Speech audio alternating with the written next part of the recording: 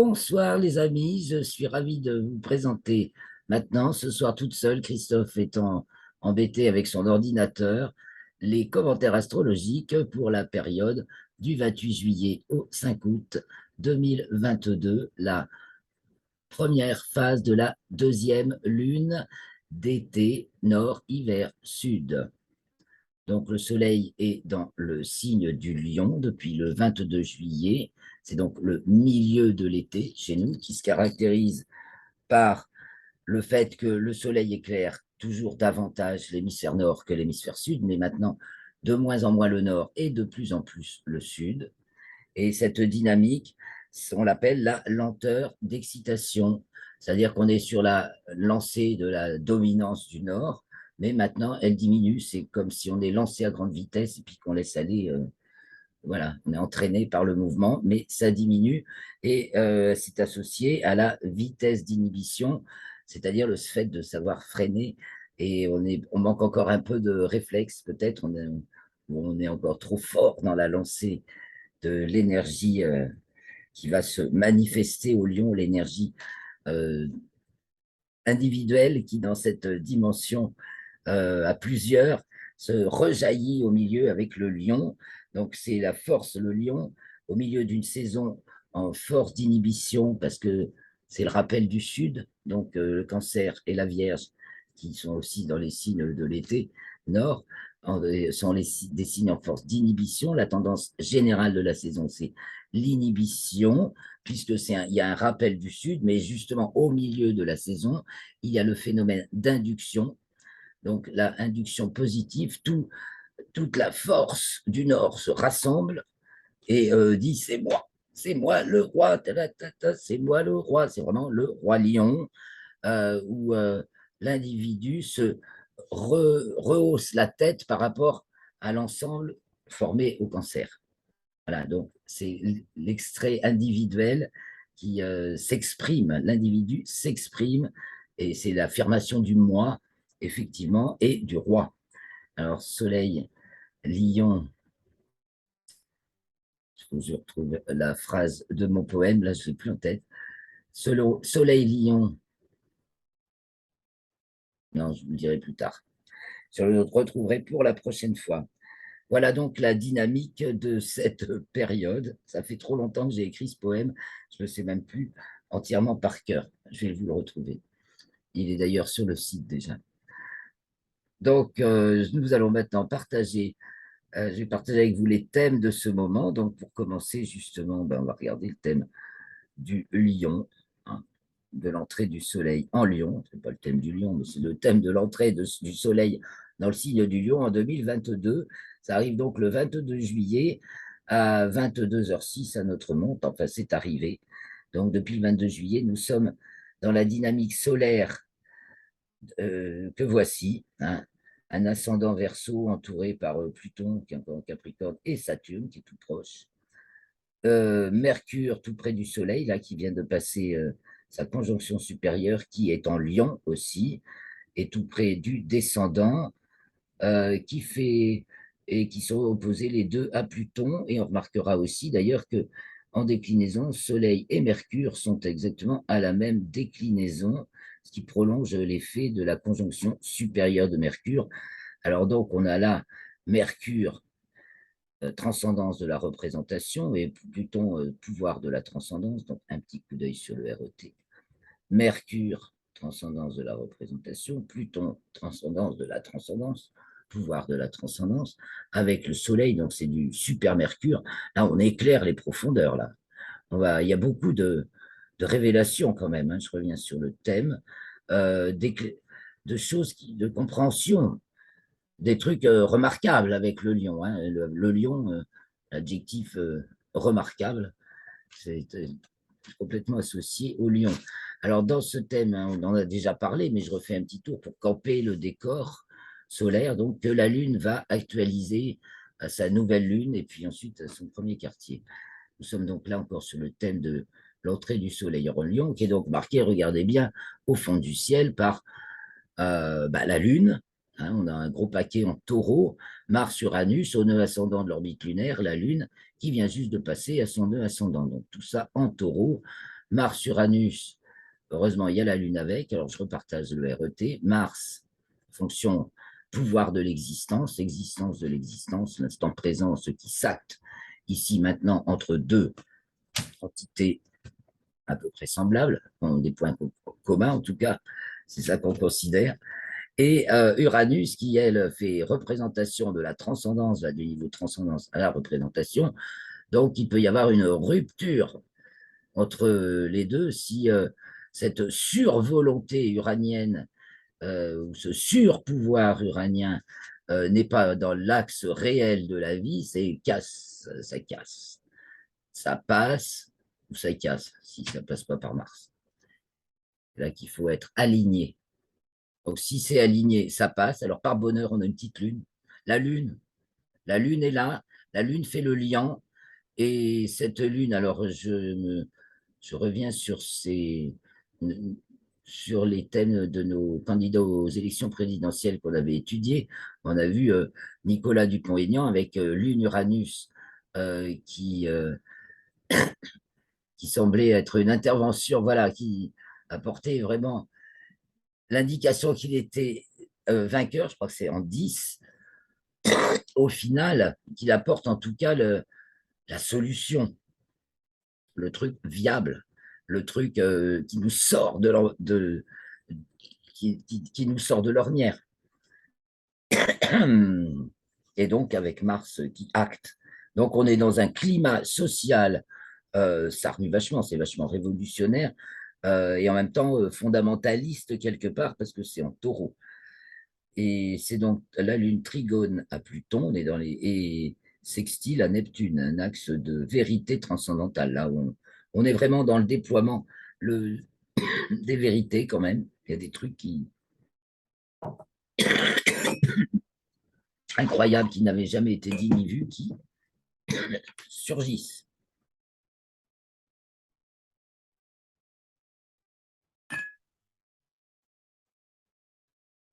Je grossis un peu. Vous verrez mieux. Et moi aussi. Ah, c'est pas le bon thème. Zut. Je reviens encore sur le lion. Donc, on a Vénus en maison 5, en cancer, qui est bien malmenée par Jupiter et par Uranus. Là, mais c'est peut-être les notables du système, ils sont pas bien dans leur chaise, là. Tout ce qui est notabilité en nous comme dans le monde euh, est dérangé. Ça pousse au cul, Jupiter en bélier hein, et Uranus en taureau. Il y a vraiment un malaise. De ce point de vue-là, les sièges actuels ne sont pas très confortables et sont assez éjectables, on pourrait même dire, avec Uranus et piou, piou. Hein, la pichenette qui t'envoie voler, c'est vraiment ça. Hein. La pichenette qui t'envoie au plafond. Ou les décollages de fusées. Comme c'est vraiment. On vient de voir que SpaceX a déjà accompli fin juillet autant de lancements de fusées qu'il en a accompli en 2021 et c'est loin d'être fini. Donc, voilà, tout ça, ça se voit là aussi. Hein. Et ça va nous mener où hein la question qu'on peut se poser. Et revenons donc sur Saturne qui est à l'ascendant en Verseau. Donc les infrastructures, les fondations du système. Alors soit c'est les fondations qu'on lance pour le futur système Verseau, soit c'est les fondations de l'ancien qui se désagrègent. Alors il y a les deux. Et en tout cas, c'est accéléré, là, la désagrégation, ça qu'on peut voir avec le carré, ça démolit. Hein. Ah, ça y va. Ça y va, ça y va, mais il y a du neuf qui se construit. Voilà, place au neuf. Place au neuf, c'est un peu ce que dit ce thème du lion. Alors, passons sur la nouvelle lune. J'ai pas tout. Là, bah, vous m'excuserez. Sur quand je me mets à enregistrer que. Une canne de tout. Alors, la nouvelle lune, ça percute, puisque pendant ce temps-là, Mars en héliocentrique est conjointe à Neptune, c'était le 15, non, le 18 juillet, à Jupiter le 25, et tout ça se trouve à l'opposition de Mercure Donc, c'est fin vierge poisson, mais Mercure entre en balance et va se trouver opposé à Mars qui sera juste entré en bélier. Donc, on a une opposition Mercure-Mars, premier degré, balance bélier. Ça nous parle d'une bascule, les amis. C'est vraiment la bascule dans l'axe équinoxial. Alors, il y a une bonne blague, c'est des nouvelles quand même qui finissent par faire basculer le, le vieux monde. Il y a un air de Euh, là, c'est inéluctable. C'est une pure vérité. Et donc, on dirait qu'une.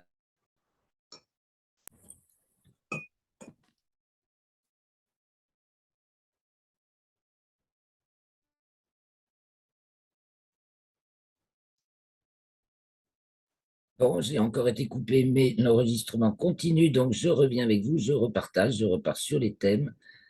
Donc, c'était ici. Et nous étions donc au thème de la nouvelle lune, le 28 juillet à 17h54.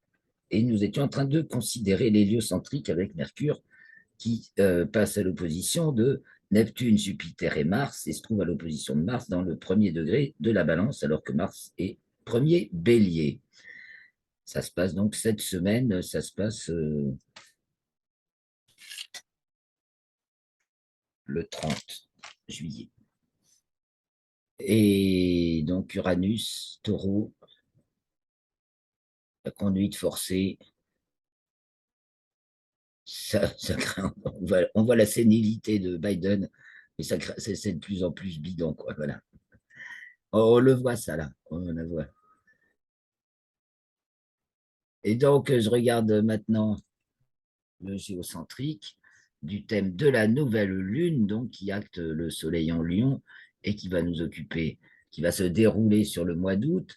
Ce qui est d'abord remarquable, bien sûr, c'est Vénus, pile au descendant en cancer. Donc, on l'avait vu en mauvaise posture en maison 5 à l'entrée du soleil en lion.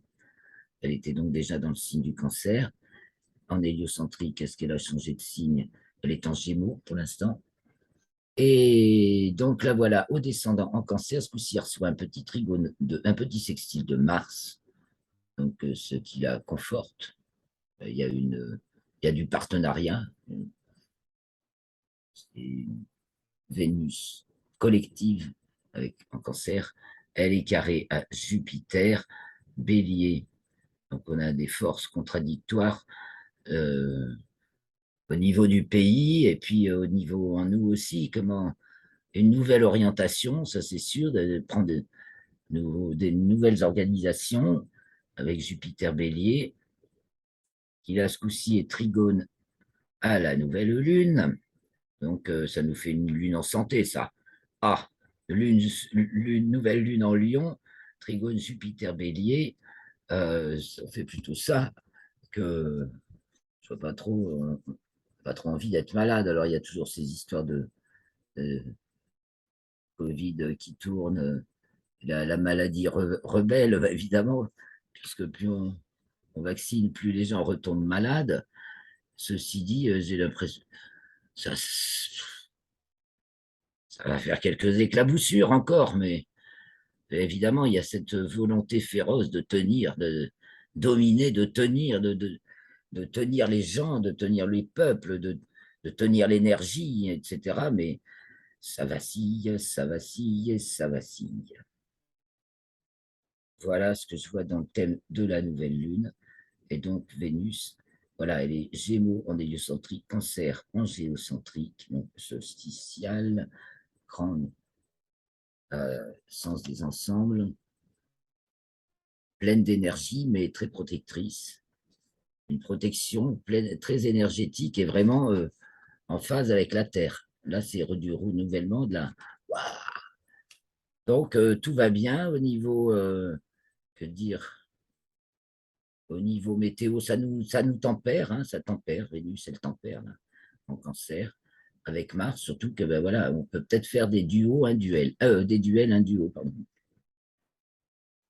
pour arriver à un nouveau consensus avec Jupiter, mais on n'y est pas encore. Cependant, ça y va, il y a quand même une force, puisque c'est le trigone avec la nouvelle lune. Donc ça va venir. Il y a de nouveaux consensus sans doute qui va se forger, enfin du moins des nouvelles opinions communes parce que les consensus, justement, c'est très pervers. Voilà, notre lune est hors limite zodiacale en plus, semble-t-il, à ce moment-là. Et oui, elle est encore hors limite zodiacale au moment de la nouvelle lune. Elle rentre dans les limites zodiacales le 28 après la nouvelle lune. Et le 5, donc 5 août, 5 août pour le premier quartier, nous voyons en héliocentrique un grand trigone Saturne, Verseau, Vénus, Gémeaux, Mercure, Balance, donc un grand trigone en signe d'air avec deux fonctions petit t, deux fonctions grand R, ça nous fait du super Mercure, mais sensible, sensitif, charnel.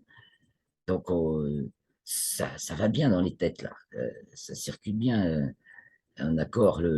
Les cerveaux et les cœurs peuvent être accordés. Bon, Uranus Taureau est toujours en fort mauvaise posture, qu'il est difficile de tenir un monde artificiel. Ils vont plus, ça va finir par craquer. C'est la volonté américaine, le taureau. Géographiquement, la géographie du zodiaque, bélier, taureau, gémeaux, et donc pour l'Amérique du Nord, et particulièrement le centre, l'intérieur. Donc, les grandes plaines, c'est le taureau. Et les gémeaux, c'est la côte est, celle qui regarde vers l'Europe. Et le bélier, la côte ouest, qui regarde vers le Japon. Voilà, donc c'est la typologie zodiacale américaine. Effectivement, il y a une polarisation. Alors, au niveau des ressources et au niveau des finances, ça va très mal, hein.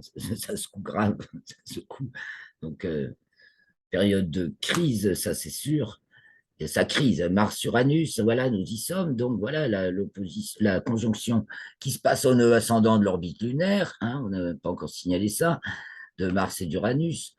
Le 2 août, donc, le 1er et le 2 août, se passe dans la maison 7 pour la France, donc ascendant de l'orbite lunaire. Il y a un putsch, il y a pas quelque chose qui. Mais discret, c'est pas pile dans l'axe, c'est pas pile au descendant, enfin, même si là c'est fait pour chez moi, c'est bien dans la maison 7, c'est haut, mais c'est même limite 6-7, voilà. C'est des travailleurs simples et honnêtes, mais qui prennent le dessus. J'ai l'impression qu'il y a une prise en main, voilà. Tandis que Pluton est au fond du ciel, la plus angulaire, opposée à Vénus. Et que l'axe méridien est ici, dans le premier degré Verseau, Lion Verseau. Ça sent la révolution, les amis. On va avoir des nouvelles figures, hein, quasi inconnues, mais prend les rênes. Voilà, c'est prendre les rênes et coiffer. Il coiffe tout le monde en prenant les rênes parce qu'on a vraiment affaire à une incompétence notoire et catastrophique qui mène le monde à l'éclatement total. Donc, Dieu merci, voilà, on voit ici quelqu'un qui prend les rênes et qui sort de nulle part comme Zorro. Alors, la Lune est en maison 1 en Scorpion, opposée à à cette prise en main magistrale, énergique. Et donc, elle est en Scorpion, le descendant. Elle est donc c'est le premier quartier carré au Soleil. Donc, le Soleil en Lion est double carré de l'opposition Lune à Mars-Uranus. Ah, ça va être remarquable, ça va se remarquer.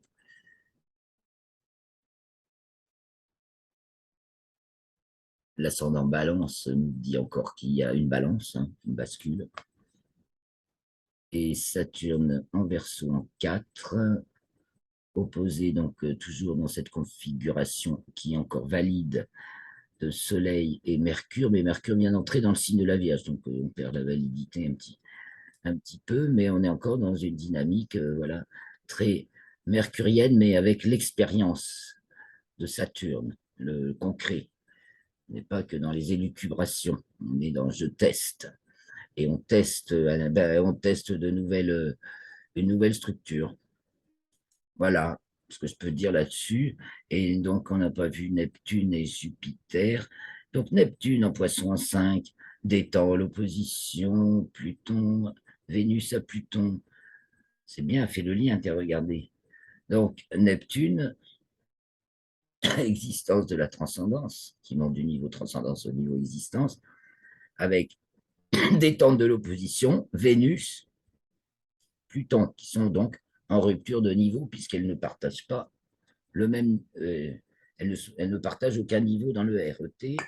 Vénus étant représentation de l'existence, et Pluton, transcendance de la transcendance. Ça tombe bien, Neptune apporte quelque chose de sensible qui fait que ça passe. Voilà, on est touché, on est mu et ému, et voilà, l'intronisation de la nouveauté se fait plutôt glorieusement, puisque Jupiter en bélier trigone au Soleil, enfin le Soleil est trigone à Jupiter à ce moment-là, Jupiter qui maintenant est rétrograde. Donc on va revenir sur l'organisation, le gouvernement tel qu'il est actuellement, aussi bien à l'échelle du pays qu'à notre échelle individuelle. Parce que tout ça, le pays, c'est un grand organisme. Nous, on est un organisme à notre échelle. Et c'est ça qu'il faut centrer, c'est ça l'astrologique, c'est de comprendre les articulations logiques et les organes propres à chaque échelle, à chaque dimension. Et chacun parle de la même énergie dans un corps donné. Donc, que ce soit notre corps individuel, donc notre lune, et puis là, donc, elle est en scorpion, c'est les choses les plus intimes. Et c'est vraiment une question, et oui, il y a vraiment une question intime aussi, hein, puisqu'on est dans la Lune en Scorpion, alors qu'il va être une histoire intime encore qui va être déballée sur la place publique. Est-ce que c'est Jean-Michel qui est devenu Brigitte? C'est elle qui tient tout? Enfin bon, c'est elle la meneuse en fait. Bon, ça me fait penser à ça aussi, on verra bien. Voilà, et bien sur ces considérations, mes chers amis, je vous invite à mettre vos commentaires, des j'aime autant que vous voulez, et partagez et encouragez-moi à faire mieux en me disant en me soulevant les questions. Et voilà, et si parmi vous, il y a quelqu'un qui veut m'aider à monter ces vidéos pour les faire plus propres, plus agréables à suivre, je veux bien qu'il entre en contact avec moi rapidement. Je vous remercie beaucoup. Bonne semaine, bonne continuation. Nous nous retrouvons donc le 4 août pour la suite, le nouvel épisode de l'Almanach des Faits Célestes. À bientôt les amis, bonne semaine.